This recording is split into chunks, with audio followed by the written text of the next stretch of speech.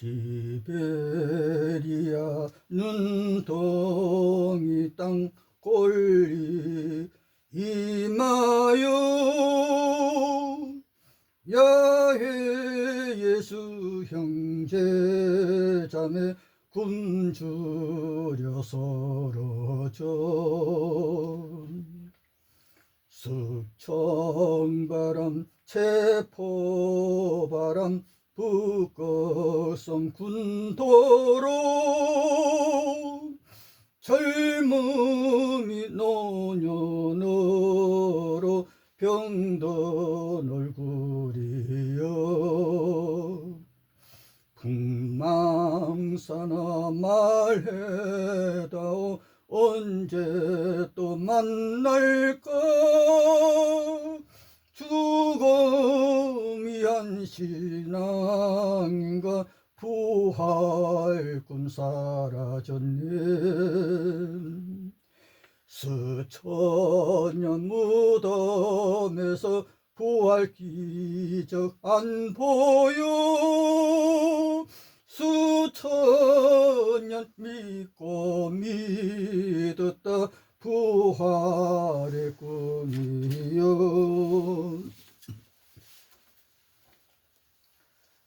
어찌하여 전능한 구원자 여호와 예수 믿었던 형제 자매가 로마 천하의 유럽 땅에서 체포되고 소련 러시아 땅에서 체포되어 아우슈비츠 가스실에서 시베리아 북극 땅에서 굶주림의 강제노동의 얼음덩이 땅에 쓰러지고 묻혀야만 했던가요?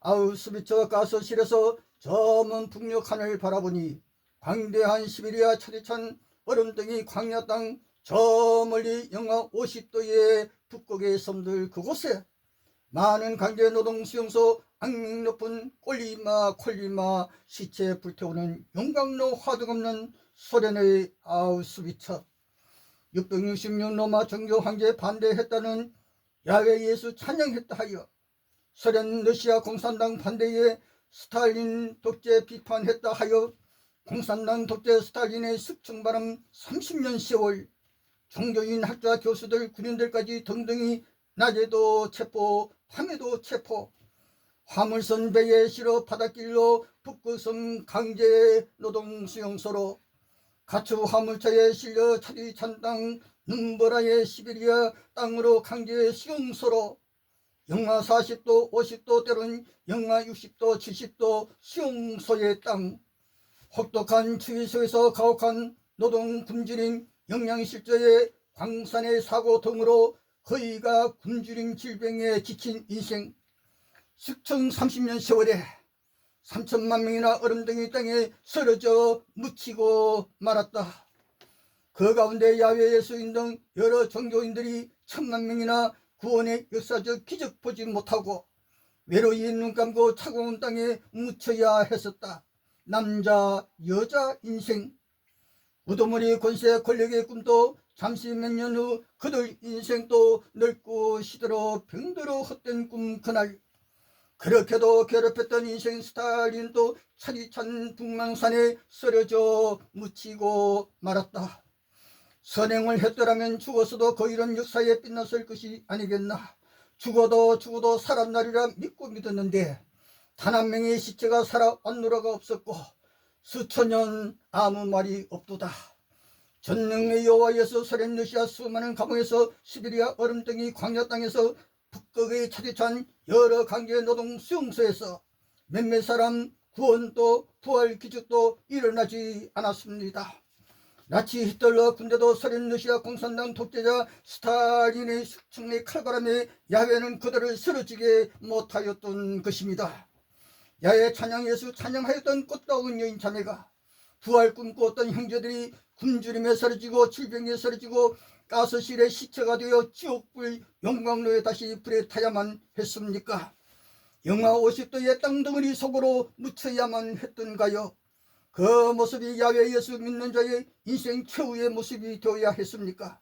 시베리아 북극 노동수용소에 어찌 한 번이라도 야훼 예수 올 수 없었던가요?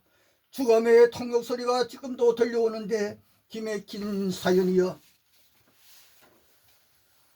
북극의 거대한 숲속의 길을 만드는 일, 여기는 시베리아 최북단 콜리마, 영하 50도의 섬나라 강제 노동 수용소, 금이 나는 금광산이 있어 아무도 밟지 않았던 눈둥이 서른 거대한 숲, 어떻게 길을 낼까? 한 사람이 앞장서 걸어간다. 땀 흘리고 욕하며 한 발 한 발 겨우 발걸음을 옮기며 부드러운 깊은 눈 속에 계속 푹푹 빠지며 걸어간다. 피곤하면 눈 위에 잠시 누웠다가 다시 앞으로 거대한 나무 하나하나 톱질해가며 첫사람이 지나간 좁은 발자국 따라 대여섯이 일렬로 어깨를 나란히 하고 앞사람의 발자국 그 옆으로 걸어간다. 다시 걷고 걸어 서른소 길이 개통되었다. 좁은 오솔길 선두는 누구보다 힘들고 힘이 다 빠지면 다른 이가 선두 위에 선다. 발자국을 따라가는 사람은 약한 사람이라도 남의 발자국이 아니라 누구도 밟지 않은 서른의 일부를 밟아야 한다. 너무 춥고 배고파 서른 길 걷다가 쓰러져 눈 속에 묻히고 여기는 가스실이 아닌 눈덩이 땅 콜리마. 말이 이끄는 탄차는 광산을 오가고 광산 일이 끝나면 빵 한 조각에 국물 한 그릇, 저녁 먹고 탄차 마부 위에 막사로 잠시 거긴 노동자의 막사보다 따뜻했다. 그곳에선 노름판이 벌어진다. 땔감을 구하려면 16길을 가야 한다. 막사에 사늘한 나무 침대 장작불이 없다면 몸이 얼지경, 여름이 3개월, 겨울이 9개월, 영하 30도 50도 용광로 화덕이 없는 아우슈비츠 같은 북극의 꼴리마. 독재자 스탈린이 666 황제와 손잡고 야외 예수 믿는 자 숙청 체포의 바람에 시베리아 여러 수용소로 제북단 광산이 있는 콜리마 수용소로 그때 그곳에 야외 예수 나타나지 않았다. 구원의 꿈은 북극 바다로 사라져가고 말았다. 스탈린도 로마 바티칸 제국 회원이었고 바티칸 회원이라면 누구나 교회 황제에게 충성을 명시하고 서약하게 되어 있습니다. 모든 종교 모든 기독교 예수교 교파마다 교주 교리에 따르기로 서약하고 교회에 이름 등록한다는 사실 여러분이 잘 아시잖아요. 등록하면 그곳에 얽매여 등록된 교회에서 벗어나기 어렵게 되고 만약 벗어나면 멸망자 이단 지옥 갈 자라 비난받고 진리 분별 못하여 마음의 자유 누리지 못하고 이단 전쟁에 빠지게 되는 오늘의 종교 모습이라. 히틀러도 모택동도 스탈린 함께 로마 666 회원이 되었던 것입니다. 요한계시록 12장 13장 하늘 대전쟁에서 땅으로 떨어졌던 헌용 악마가 지중해 바다에서 올라온 짐승에게 권세를 주었더라. 그 짐승 이름의 사람 숫자가 666이더라. 라틴 킹덤 네로 로마 제국 황제.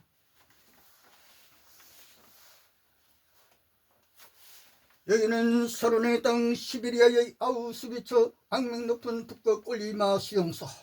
콜리마 사흘째 구차 작업 모든 일이 빗속에서 진행되었다. 비는 사흘 동안 그치지 않고 내린다. 호송병은 버스 같던 초소 밑에 몸을 숨기고 우리를 감시했다. 유명한 수용소 시설이다. 시굴갱에서 나오면 사살된다. 시굴갱 사이 왔다 갔다 할 수 있는 건 작업 단장뿐이다.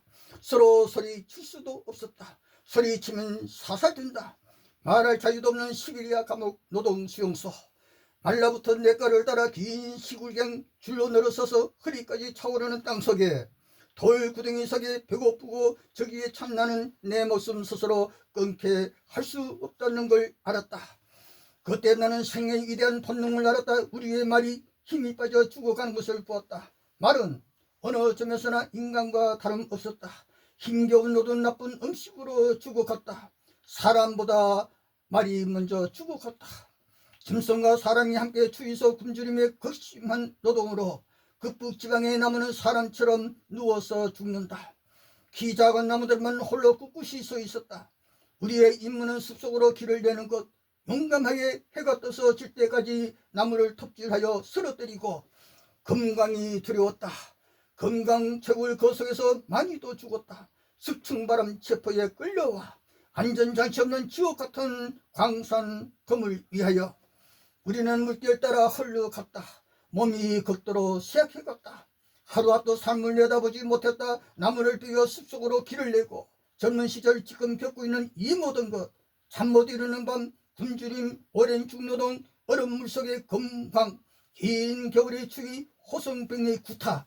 우리는 병의 원인도 모른 채 노년의 삶은 다 고통의 삶, 젊음이 노년으로 변하였다. 수용소에서 우리를 때려 불구로 만들고 죽기 직전까지 살아있는 해골의 노동을 강요하는 비열한들, 빵 한 조각 때문에 서로 다투는 인간, 살아남아도 마지못해 서로 만나게 되리라는 걸 알았다. 나이 30살에 진짜로 배고파. 이는 다 전쟁이 일어나기 훨씬 전 일이었다. 1920년대 1930년대 우리 누구 하나 차디찬 극북에 중독되었다. 2인 1조로 채굴장에서 금년 11월 아침 기온 영하 50도 이하였다. 인생의 첫 시기에 올가강릉은 독일인 마을에서 목회 활동을 했다. 석탄시구를 하러 콜리마 수용소에 왔다. 시베리아 최북단 서른의 땅 꼴리마. 나는 통나무를 안고 눈 속에 누워 있었다. 제각각 장작막대기라는 통나무를 어깨에 메고 있었다. 호성병도 수인도 모두 흙이 진 나머지 자고 싶고 끝없이 긴 겨울 낮이 너무 지겨웠다. 그러나 나는 눈 속에 누워 있었다. 시인이었던 그가 죽어가고 있었다. 굶어 부어오른 건선이 추위에 노출된 채 가슴 위에 놓여 있었다. 그는 20세기 최고의 러시아 시인으로 불렸고 그의 지나온 삶은 문학 옛 이야기 꿈이었다. 오늘만이 진짜 삶이었다. 말 발굽소리 모든 것이 소리쳤다. 나를 데려가라.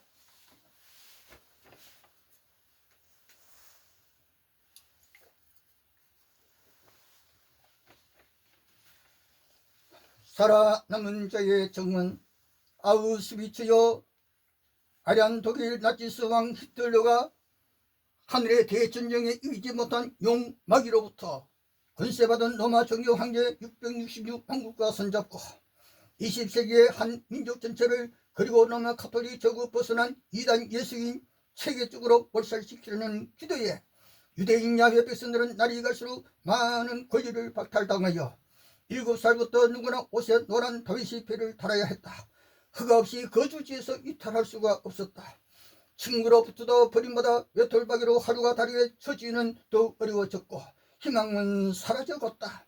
전 세계가 그들에게 덩을 돌려 그들 개인의 소유 재산을 거의 다 빼앗기고 유대인 집으로 수송되었다. 그거 유대인들에게는 아우슈비츠 살인 시험소로 가는 도중의 집결소였다. 몇백 명의 동료들과 함께 나는 2개의 살인 공장에서 작업을 계속하고 있었다. 나치 살인 공장은 7개였다. 어두워진 뒤에 철터럭들이 제2화장터 마당으로 덜커덕거리며 들어오기 시작했다. 사람들이 기어내리거나 뛰어내릴 때에 친위대원들이 몽둥이로 혹독하게 때렸다. 온통 소름 끼치는 광경들이 조명등 아래 비치고 있었다.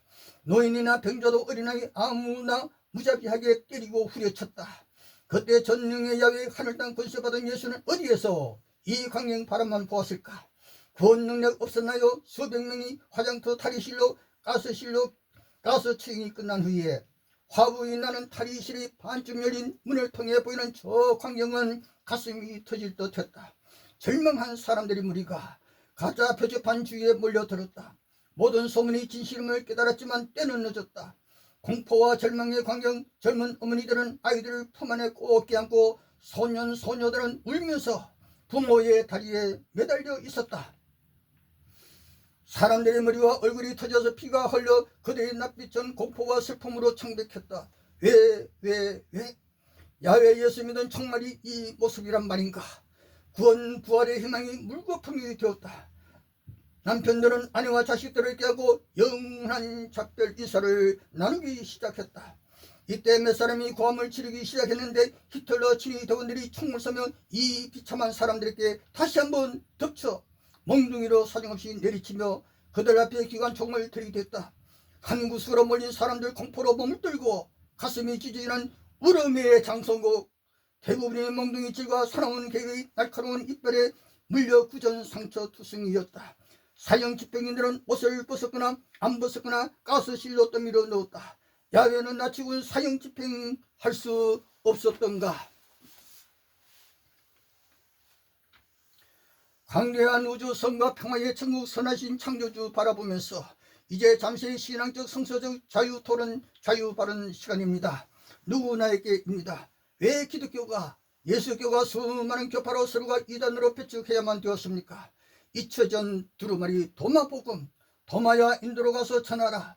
나는 그들이 계획했던 것처럼 그들에게 굴복하지는 않았다. 그리고 나는 실제로 죽은 것이 아니라 그렇게 보였을 뿐이다. 그들의 이에 부끄러움을 당하지 않도록 하기 위해서였다. 그들은 나를 죽였다고 생각했지만 실은 그들의 실수와 무지 때문에 그들은 자기 편 사람을 못 박아 죽였기 때문이다. 설교와 신 포도주를 마신 것은 내가 아닌 다른 사람, 그들의 아버지였다. 어깨에 십자가를 맨 사람은 다른 사람 시몬이었다. 가시관을 쓴 사람은 다른 사람이었다. 나는 그들의 무지를 비웃고 있었다. 인도대로 히말라야 동방의 별천지 카시미르에서 위대한 성자로 소문난 예수였다. 도마행전 도마복음의 낙어 한마디에서 발견 1945년. 도마는 예수의 수제자로 도마는 예수로부터 인도로 가라는 명령을 받았다. 두려워 말라 도마야. 인도로 가서 그곳에서 말씀을 전하라. 나의 영광이 너와 함께 하리라. 십자가 골고다 겟세마네 동산에서 살아난 예수. 예수는 가장 가까운 제자인 도마를 보내면서 자신도 곧 뒤따라 가겠다고 그 후 예수는 어머니와 함께 그곳으로 도마가 간 곳으로 예수의 숨은 뜻도 알고 있는 가장 고귀한 제자, 비밀의 말을 받은 사람 도마. 도마는 인도 군다 코로 왕이 멋진 궁전을 지어달라는 부탁을 받고, 하지만 그 사도는 인도의 가난한 사람들에게 공사대금을 나누어 주었다고요. 왕은 마침내 개종했고 결국에는 하늘의 궁전을 하사받았고, 군다 포로 왕과 그의 동생 가드는 도마에 의해 침례를 받았고 도마가 그들에게 축복해 주었다. 도마가 예수 전도한 인도로 예수 어머니 마리아도, 인도 그곳엔 지상 최고봉 히말라야 산이 있고 동방에 된 별천지 캐시미르는 지상 천국이라 부르고 있어 달의 호수가 있는 곳입니다. 예수의 어머니 마리아의 무덤이 아마도 지상낙원 캐시미르 그곳이 아닐까 생각이 드는군요. 2700년 전에 마국 땅 아수르 군대에 끌려간 이스라엘 지파의 자손들이 캐시미르에 살았다는 사실 탐험가들이 1295년 유명한 여행가 마르코 폴로가 동방에서 25년간 살면서 남부 인도의 동해안에 있는 사도 도마의 무덤을 숨기는 수많은 예수 교인이 있다는 사실을 서방 유럽 사람들에게 선전하였던 것입니다. 코란에도 예수는 십자가에서 죽은 것이 아니라 유대인들이 속은 것이었고 실제는 십자가에 매달아 죽인 것처럼 보였을 뿐이지 죽인 것이 아니다라고.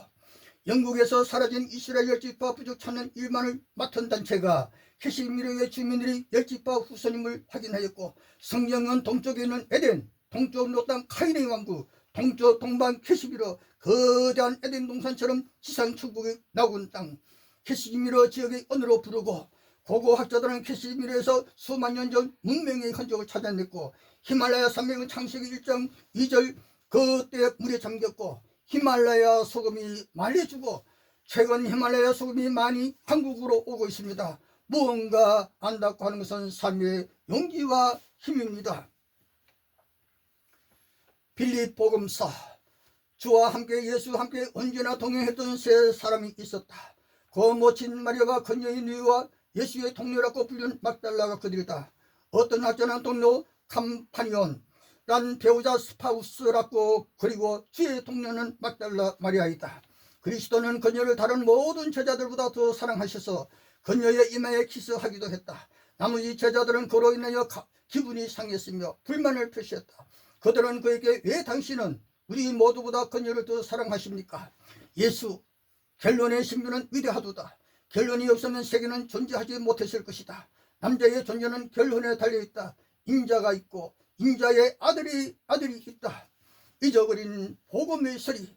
로마 황제 예수 여호와 왕의 얼굴이여. 로마의 새로운 신라 선전자들에게 야훼 하나님은 빼버리고 아브라함과 다윗의 자손. 마태복음 1장. 예수 가족의 존재는 못마땅하게 언젠가 위험 요인으로 새로운 종교의 정체를 폭로할 수 있는 그 가족 자체는 가능하다면 제거되어야 했다. 극도의 비밀이 되었다. 신약엔 이스라엘의 하나님 여호와 가라사대 한 구절도 없다는 사실.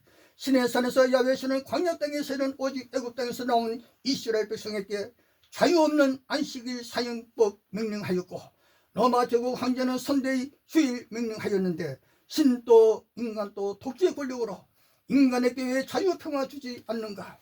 땅엔 왜 악이 범람? 과연 어떤 것이 진리일까요? 예수의 가족이 어떻게 되었는지 급비사항이 되었습니다. 방랑나그네 고마운 형제여 자매여, 날씨가 춥네요. 오늘의 토막뉴스 연설까지 여기까지입니다. 저만 중국 형제 짜이젠 동맹과 선나라 일본 자매여 사요나라. 정많은 한국 형제 자매님 고맙습니다.